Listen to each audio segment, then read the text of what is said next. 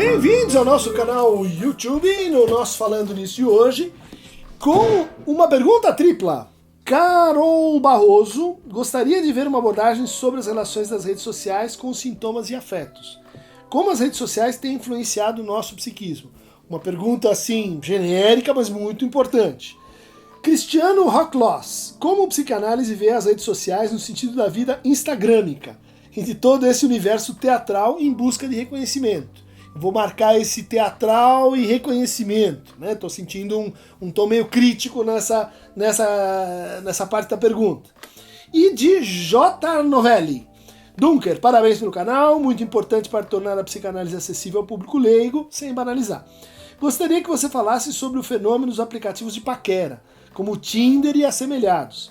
O que a psicanálise tem a dizer sobre essa forma de laço? Muito boa pergunta, Giovanelli. A gente vai aproveitar e linkar isso com uma questão que a gente respondeu recentemente sobre uma analisante que conheceu a analista pelo Tinder, ou por um programa de paquera, né? E todo mundo, a gente recebeu várias colocações dizendo, não, mas como é que é isso e tal? A gente não explicou que isso estava posto na pergunta. A gente sempre aqui parte do que a pessoa colocou, né? Sem questionar, perguntando assim quais são as circunstâncias exatas, mas era isso mesmo, a pessoa tinha conhecido a analista no contexto de um programa de paquera, né? Não é um pouco heterodoxo, mas enfim, é o que estava colocado. Bom, vamos lá então. Primeira parte, mais genérica, eu diria o seguinte, as redes sociais e vou chamar assim, a vida digital, né, é um acontecimento bastante recente. A gente pode achar que ela esteve sempre aí, mas a primeira geração de nativos digitais nasceu a partir de 1995. Então nós estamos aí numa primeira rodada de experiência com esta nova forma de quê? Nova forma de linguagem.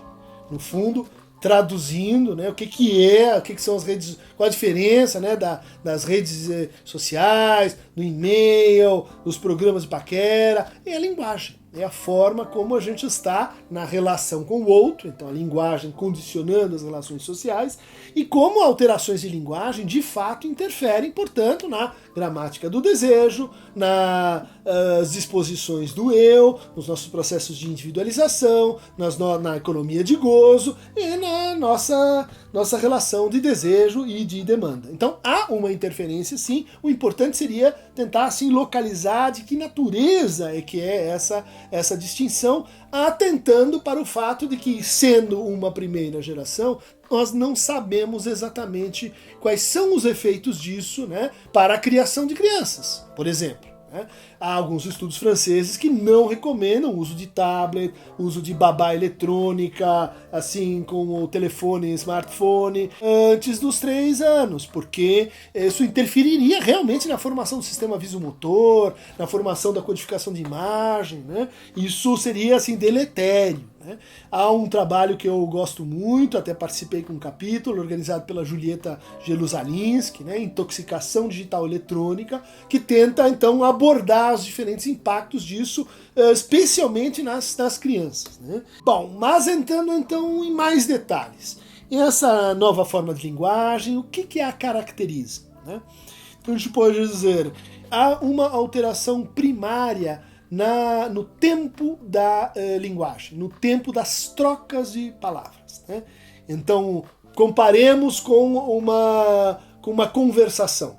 Eu estou aqui, eu digo uma coisa, o meu interlocutor tem que responder aqui na hora, ou mesmo se ele fizer silêncio, o silêncio dele, ele tem um determinado sentido nesse contexto e nessa temporalidade da linguagem. O que acontece nas redes sociais, o que acontece nas coisas como o WhatsApp? A gente começa a controlar a velocidade das trocas de turno e o tempo em que a gente vai responder e se a gente quer responder. Ou seja, isso é uma alteração completamente nova, né? Tanto no sentido de que eu vou acelerando, né? Eu vou trocando mensagens e mais rapidamente, quanto para o sentido das pausas, interrupções e não respostas, né? Frequentemente a gente acompanha, né? As redes sociais hoje são a principal fonte de enamoramento das pessoas, As pessoas se conhecem, né? Se casam, namoramento no sentido de sustentação no vínculo diário, de conversação, de contato, né? E o que a gente vê? Desencontros desavisados acontecendo de uma forma massiva, porque justamente o meu tempo não é o tempo do outro, e eu tomo aquilo que foi colocado numa linguagem muito deformada e muito simplificada, né? Então você tem um jargão de internet, como, vamos dizer assim, interferindo e agindo na minha temporalidade. O segundo aspecto muito importante dessa nova forma de conversação é que ela reduz as características prosódicas da conversação, né? O tom de voz, não tem, e-mail não tem tom de voz.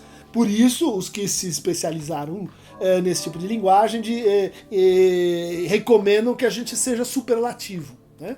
Ou seja, tudo muito bem, tudo ótimo, que perfeito, que bacana. Ou seja, para reduzir a ambiguação da mensagem do ponto de vista do seu humor ou do seu tônus emocional, né? Para dizer o tempo todo, ó, joia, tudo bem. Porque, às vezes, uma mensagem que a gente não consegue, então, interpretar qual que é a sua enunciação emocional, a gente traduz como ofensa, a gente traduz pelo humor que a gente está vivendo aí naquele momento e naquela temporalidade em que a resposta nos chega, né? Outra característica muito, muito importante dessa nova forma de linguagem é que ela tende a nos vender um certo modelo do que é estar com o outro e não estar com o outro. Muitas relações, é uma coisa que eu francamente quase proíbo quando vejo isso acontecendo assim com as pessoas na clínica, né? Que é assim desfazer relações dando um unfollow, né? Dando um perdido. Não, a gente já saiu aí meses, anos, mas agora eu não gosto mais dele, então o que eu fiz? Eu deletei ele das minhas redes sociais, né? Isso, o potencial iatrogênico disso é alto, o potencial patológico disso é alto, porque a gente vai pulando um tipo de conversação mais difícil, que exige uma reflexão um pouco mais densa sobre a linguagem, encontrar as palavras para não magoar o outro, dizer coisas que são difíceis de serem nomeadas, né? Tudo isso se substitui e simplifica por desconecta, unfollow. Bom, o que isso produz para o teu processo de luto?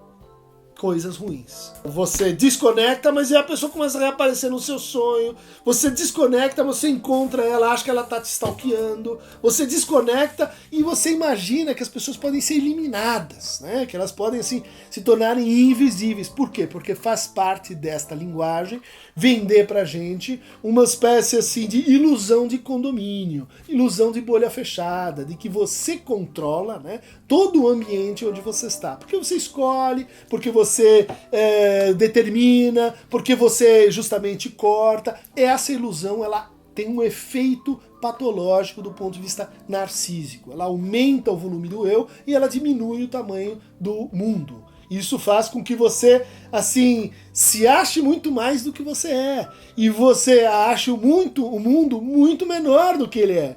Portanto, você começa a bater nas quinas do mundo, encontrar as diferenças, encontrar o outro que não pensa como você e reagir muito mal a isso. E reagir a isso de uma forma muito assim, lenta, muito magoada, muito, enfim, ressentida, né? São efeitos colaterais, né, do consumo e da adoção irreflexiva dessa nova forma de linguagem.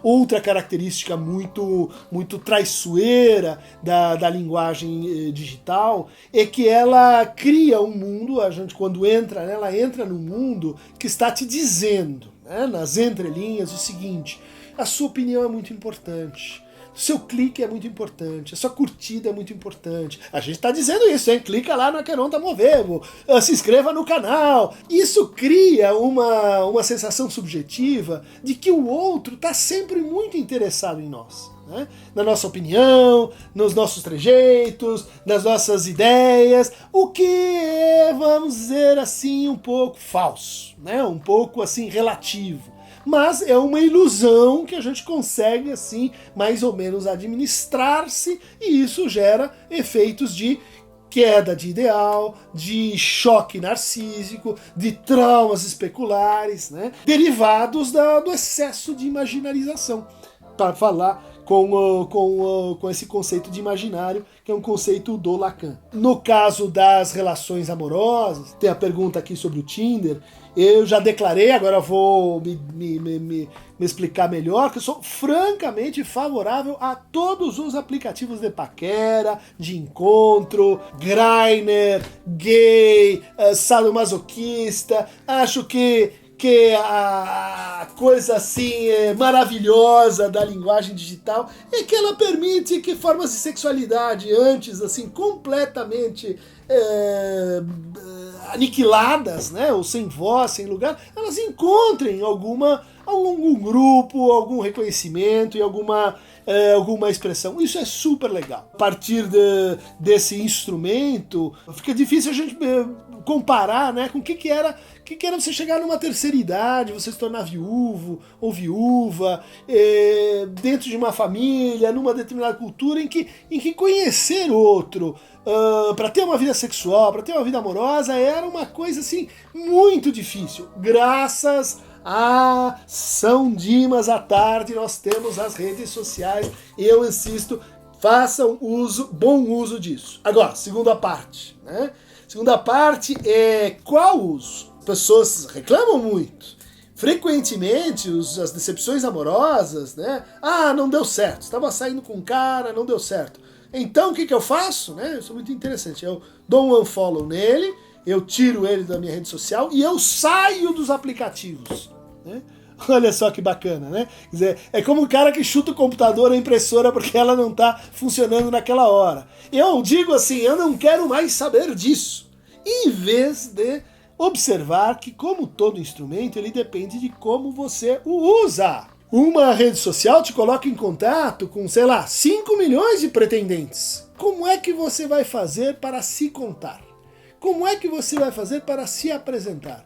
Como é que você vai, agora que você tem essa miríade de oportunidades, como é que você vai criar uma linguagem que permita encontrar um outro que não seja o seu espelho e o seu duplo? Erro, ilusão criado pela inexperiência com essa linguagem. As pessoas acham que boa relação amorosa é aquela que as pessoas se entendem porque gostam da mesma coisa. Gosto do Palmeiras, eu gosto dessa música, eu vou no cinema, então a gente se ama e estamos feitos um pro outro. Bobagem! Não é assim que funciona na vida real, não é assim que funciona na vida digital. A gente não ama o outro porque ele é parecido com a gente. A gente ama e é amado na nossa diferença, na nossa falta, naquilo que o outro traz de estrangeiro e de novidade para a nossa vida. A gente está cansado de nós mesmos. Se a coisa mais interessante que o outro vai trazer para a sua vida é assim, que você vai ser amado, renuncie a isso. A coisa mais interessante no amor é que ela nos expõe a nos tornarmos outra pessoa. E a reinventarmos também quem é esse outro.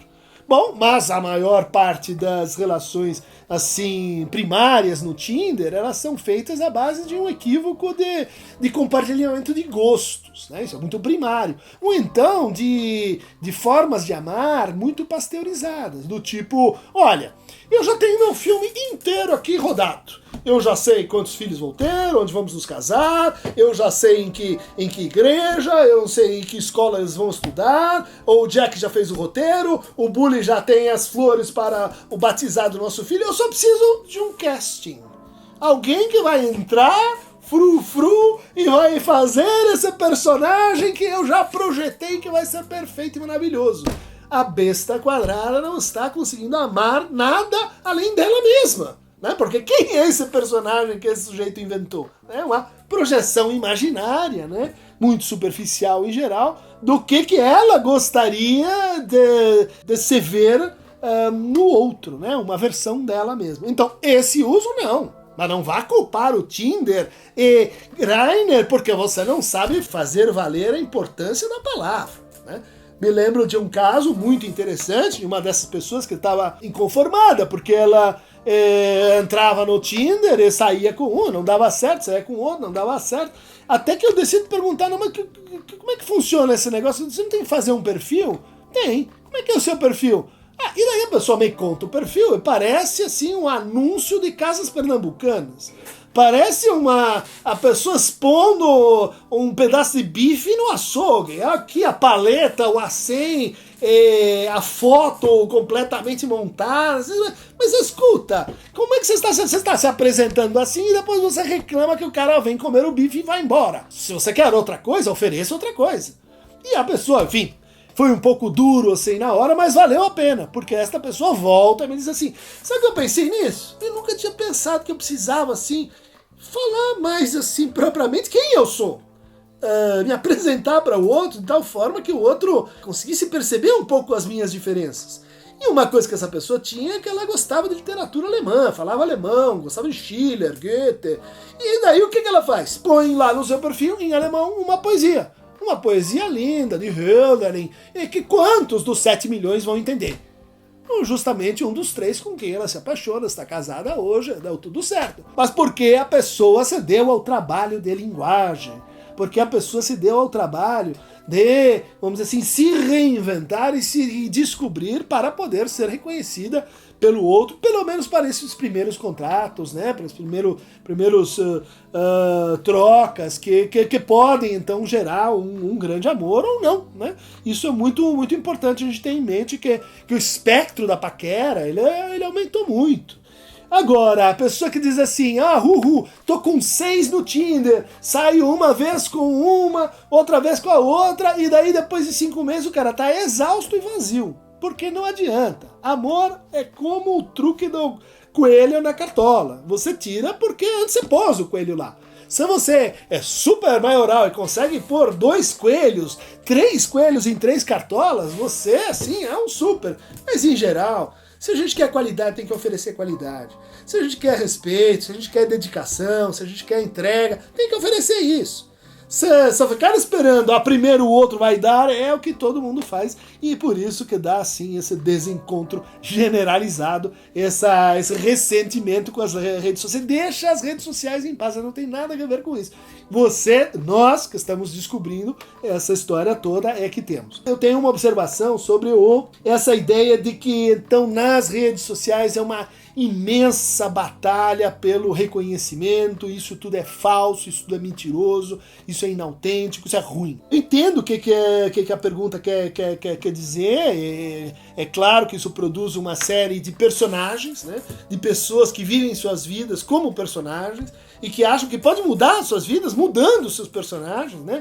Dizendo assim, agora eu quero um outro roteiro, é questão assim, numa vida em estado de turismo, numa vida em estado de bolhas que vão temporalmente se dissolvendo, em que nada dura mais do que 2 ou 3 meses. Mas a experiência de reconhecimento, ela é muito mais do que isso. O que as redes sociais e a linguagem digital propicia é uma nova experiência mais ampla, mais complexa, portanto, de reconhecimento. E o reconhecimento não é um problema. Vamos parar de malhar o reconhecimento e dizer assim, como no começo eu ouvi aqui no canal, porque o Cris faz o canal, porque ele quer ser reconhecido, ela quer narcisicamente que todo mundo bata palmas, isso é fama, celebridade, etc. Isso é muito pouco, gente. Isso é minorizar essa linguagem. É muito importante lembrar que a noção de reconhecimento é um conceito psicanalítico, está lá no Lacan, é um dos conceitos primários do Lacan. Né? Sair do quê? Do desejo de reconhecimento, que é isso que a tua pergunta está aludindo, né? Quer dizer, o que eu quero com reconhecimento? Eu quero que o outro me veja como uma super estátua linda, maravilhosa, uma imagem. Né? Isso é uma alienação banal. Isso é uma forma de você trucidar o seu desejo. Né? Confundir o seu desejo com a demanda, né? Confundir o seu desejo com o narcisismo. Quer dizer, é importante sair do desejo de reconhecimento para o reconhecimento do desejo. Esta inversão é o que a gente obtém e produz numa análise. Né? Quer dizer, levar o sujeito a experienciar o seu teatro. O seu teatro não tem que ser aniquilado, mas você tem que ter assim, uma noção de que é um teatro. Né? É um teatro, e nesse teatro se veicula algo que não está podendo ser reconhecido. Né? Ou seja, que o próprio sujeito ele faz um pacto com o outro para esquecer o seu desejo, para não saber nada do seu desejo. Por isso que ele não arrisca, ele não diz que ele ama o outro, e ele não vai naquele encontro que ele não tem certeza se o outro vai gostar ou não. Por isso que ele acha que o drama amoroso termina no consentimento, uma vez que ela disse sim, é sim para sempre, e não na conquista, né, de novos processos envolvendo generalizações simbólicas e atos de reconhecimento. Então, a mensagem geral: como é que você está usando a internet? Como é que você está usando suas redes sociais? Para satisfazer o seu desejo de reconhecimento do eu? Ou para explorar as formas de reconhecer o seu desejo, né? De criar novos universos de linguagem, encontrar outros tipos de diferença, descobrir e dar vazão a fantasias antes bloqueadas, impedidas ou socialmente restritas, né? Me diz como você usa a rede e eu te direi quem és. Para inscrever-se no canal, clique aqui no Aqueronta Movebo Digital. Para fazer suas perguntas na rede social, clique aqui nos nossos headers. E daí você pode inscrever-se nas nossas redes sociais, que agora recebem um super suporte de Jack the Ripper, o nosso auxiliar maior em termos de redes sociais. Um abraço e ficamos por aqui hoje.